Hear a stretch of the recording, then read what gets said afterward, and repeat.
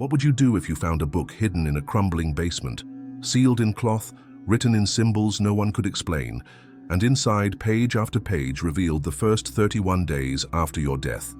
In exact, chilling detail, not theories, not metaphors, but minute-by-minute descriptions of what your soul experiences after the final breath.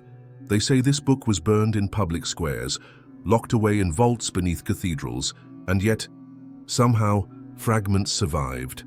And the scariest part? The same 31-day sequence shows up in ancient Egyptian tomb texts, Tibetan scrolls, Aztec codices, even alchemical grimoires scattered through forgotten monasteries. Different continents, different languages, but the same story. A journey the soul must take, not toward heaven or hell, but through layers of consciousness, vibrational thresholds, and confrontations with the self. And if these pages are true, then death isn't the end. It's just the beginning of what you were never told. In this video, we're going to open that book. We'll walk through the most hidden teachings ever recorded. Not to glorify death, but to understand how knowing what comes after can change how you live now. Because here's what's been buried. There is a map, a real one, laid out in 31 days, and your soul will walk every step. So let's begin. Day 1. Day 1. Separation. Death doesn't happen all at once. It begins with a breath, then continues in layers. First, the silver cord, a term found in Ecclesiastes, in mystic texts, in near-death experiences. A subtle pulsing thread said to connect your soul to your physical body. It stretches, vibrates, resists, and then snaps. For the first time, the soul sees its body from the outside. No pain, no weight, no voice, just stillness and confusion. It watches people cry. It tries to speak, but no sound comes. It reaches for a hand, but touches only air. Some don't even know they've died. They wander the room, try to get someone's attention, beg to return to the life they just left. And yet, no one hears them. This is the threshold, a space between two worlds. The soul is free, but doesn't know where to go. Spiritual traditions speak of silent guides, light beings that hover near, unseen, waiting. If the death was peaceful, the soul detaches calmly. But if there was trauma, denial, fear, resistance begins. Day 2 through 4. Recognition. The soul still feels alive. It can walk, observe, think. But the world has changed. It's muted, distant, wrong. Animals don't react. People don't respond. And slowly, it realizes, I'm gone. Denial turns into desperate attempts, repeating last conversations, visiting loved ones, re-watching their own funeral. Some stay near their homes. Others relive their last moments over and over, searching for an exit that doesn't exist. But not all is darkness. At the edges of this fog, subtle shapes appear. Lights, voices, presence. The soul starts to sense something beyond. And if the living pray, if they send light, speak their name, remember them, the soul feels it. A thread of warmth through the veil. This is why rituals matter, why candles are lit, why cultures around the world hold sacred space for the dead in those first 3 days. Day 5 through 7. The Life Review. Not judgment, but reflection. Not a courtroom, but a mirror. The soul sees everything, not through memory, through experience. It feels every action it caused, the pain it gave, the kindness it forgot, the love it withheld. It steps into the hearts of those it harmed and those it healed. There is no hiding, no excuses, no performance, only truth, raw, pure, undeniable. For some, it is unbearable. They recoil, accuse themselves, sink into guilt. Others find compassion, understanding, a kind of spiritual maturity. The guides are here again, not to judge, but to help translate. Look, they say, not at what you did, but at what you've learned. The soul can accept, or resist. And this determines everything that comes next. Day 8 through 10, the threshold, the most feared part of the journey, not because of demons, because of the self. Here, every fear unhealed, every emotion suppressed, every trauma ignored, takes shape. The soul walks through its own shadow. Memories become walls. Guilt becomes voices. Attachments become chains. Some see labyrinths. Others hear cries. Some try to escape, only to find themselves looping in circles. This is what mystics call the dark night, what ancient texts called the valley of shadows. But it is not punishment. It is purification. Free will still applies. No one can cross this space for you, not your guides, not your ancestors. You must walk through it and let it burn away the illusions you carried from life. Those who resist stay here, stuck between two worlds. Those who surrender begin to rise.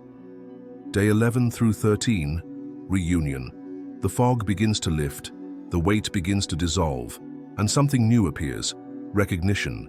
The soul begins to feel warmth, familiarity, not in faces, but in frequency. Ancestors arrive, old souls, past life guides, beings that feel like home. They do not speak, they do not teach, they simply embrace. Some appear as family, others as light, some as symbols, but the soul knows it is not alone. These spirits come not just to welcome, but to pass on wisdom.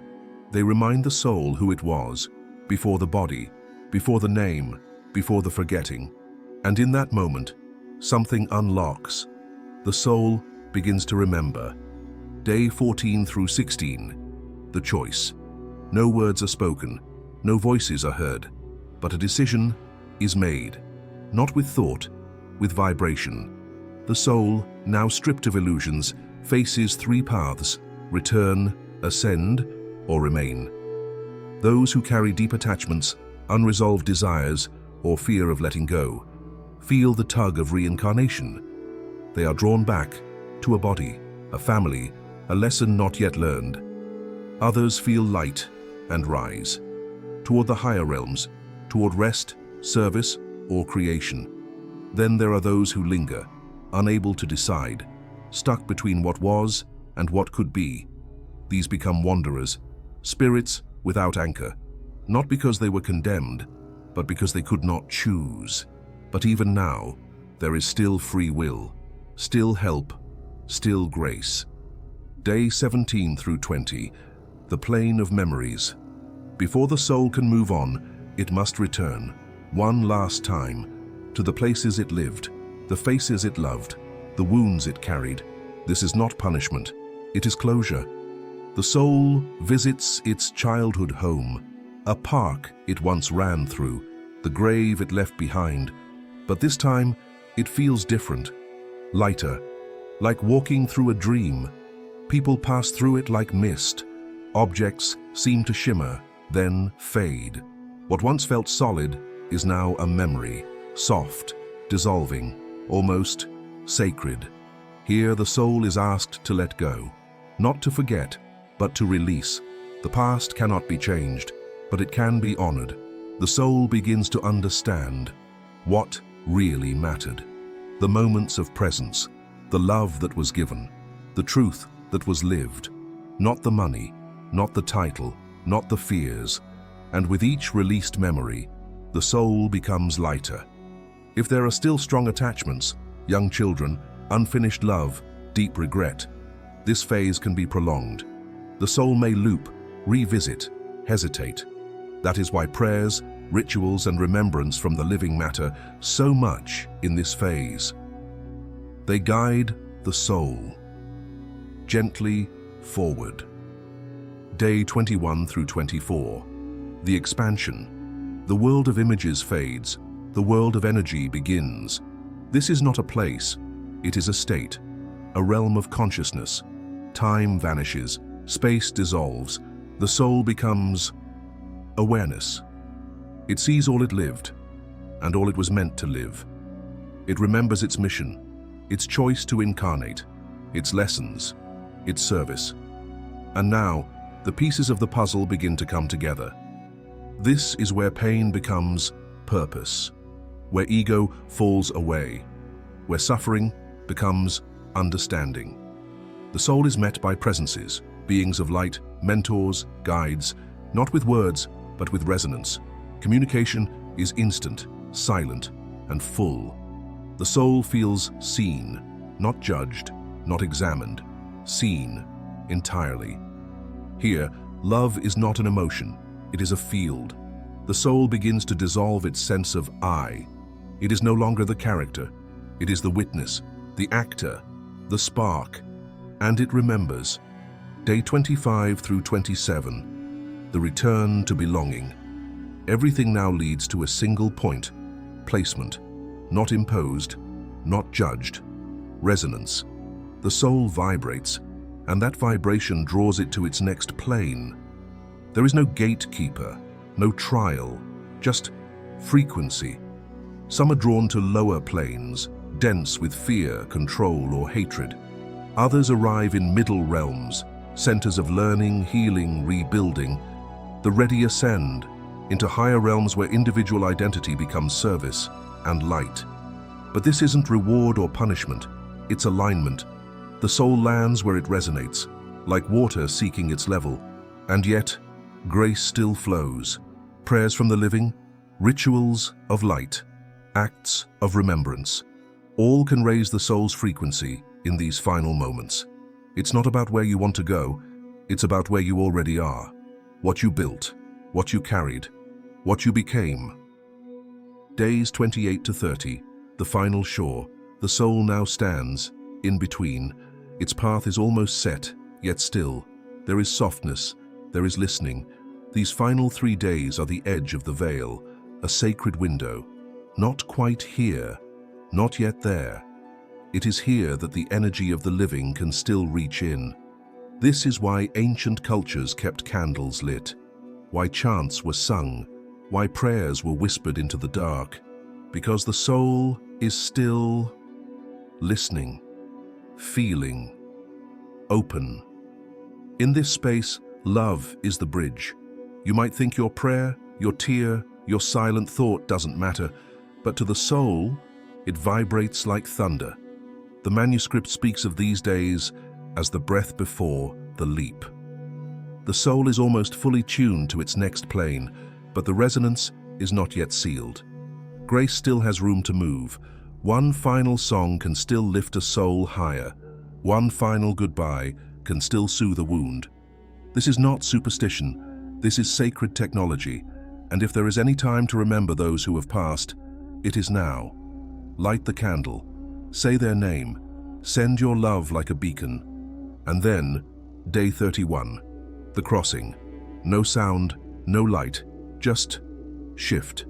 The soul, now fully aligned, passes into its next realm. The veil closes, the path continues, but not for us to see. This is the end of the 31-day cycle, and the beginning of something beyond language, beyond doctrine, beyond fear. Death was never the end. It was the mirror, the teacher, the harvest, the great reveal. So what does this mean for the living? For you? It means that every thought, every choice, every act of love or fear is building your frequency now. Your vibration is your destination. And the path you walk after death begins with how you live today. The shadow you avoid now becomes the threshold you'll face later. The love you give now becomes the light that carries you. And the silence you cultivate now becomes the guidance that finds you. So ask yourself, what are you building with your life? What will your 31 days reveal? And more importantly, are you living in a way that prepares your soul, not just for death, but for what comes after? Because no one escapes this path, but everyone chooses how they walk it. If you're finding value in these revelations, be sure to like, comment, and subscribe to stay connected to the deeper truth. Let me know in the comments if this perspective shifted something in you, and type, "I'm ready" if you feel the veil thinning and your hidden energy awakening. Thank you for walking this path of ancient remembrance with me. Until next time, stay curious and stay aligned. And if you haven't yet, join the mystery school today.